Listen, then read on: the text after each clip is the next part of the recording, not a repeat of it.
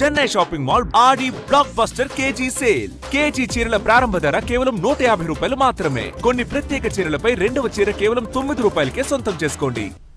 నాయకుడంటే పదవి ఉన్నా లేకున్నా జనంతోనే ఉండి జనం కోసమే పోరాడాలని, లేదంటే కేసీఆర్లా ఇంటికే పరిమితం కావాల్సి ఉంటుందని సీఎం రేవంత్ రెడ్డి అన్నారు.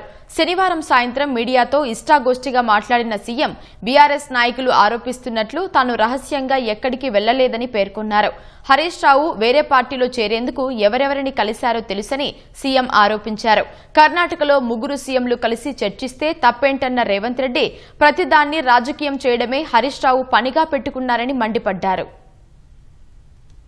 మర్రి చెన్నారెడ్డి మానవ వనరుల అభివృద్ధి కేంద్రానికి కుటుంబంతో కలిసి వస్తున్నారని బీఆర్ఎస్ నేతలు చేస్తున్న ఆరోపణలపై సీఎం రేవంత్ రెడ్డి ఘాటుగా స్పందించారు. మీడియాతో ఇష్టాగోష్ఠిలో మాట్లాడిన సీఎం ప్రతిపక్షాలపై వ్యంగ్యాస్త్రాలు సంధించారు. బీఆర్ఎస్ నాయకులు ఆరోపిస్తున్నట్లు ఎంసీహెచ్ఆర్డీలో రహస్యమంటూ ఏదీ లేదని, బంగారం బుల్లెట్ ప్రూఫ్ తో చేసిన స్నానాల గదులేవీ లేవంటూ వ్యంగ్యంగా బదులిచ్చారు. బీఆర్ఎస్ నాయకుల్లా తాను రహస్యంగా ఎక్కడికి వెళ్లలేదని స్పష్టం చేశారు. హరీష్ రావు తెలంగాణ ఉద్యమం పేరు చెప్పి ఆంధ్రాలో పాల వ్యాపారం చేస్తున్నారని రేవంత్ రెడ్డి ఆరోపించారు. హరీష్ రావు కేసీఆర్ ను నిత్యం ఎంతగా తిడుతున్నారో తనకు తెలుసని రేవంత్ రెడ్డి పేర్కొన్నారు.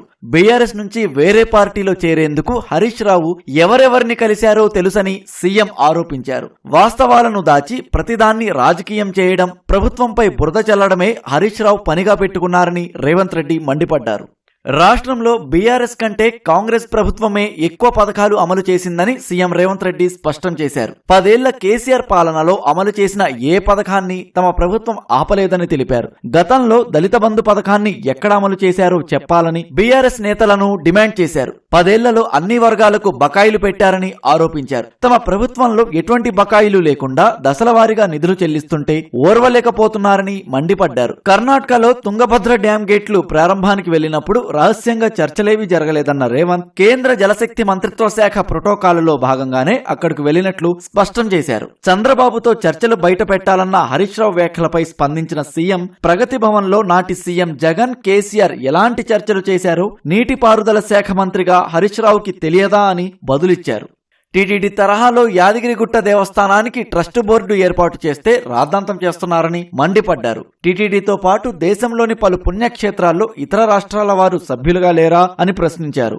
దేవాలయాల అభివృద్ధే లక్ష్యంగా సభ్యుల నియామకం జరిగిందని అన్నారు. నాయకుడంటే పదవి ఉన్నా లేకున్నా జనంతోనే ఉండి జనం కోసమే పనిచేయాలని, లేదంటే కేసీఆర్ల ఇంటికే పరిమితం కావాల్సి ఉంటుందని రేవంత్ రెడ్డి వెల్లడించారు.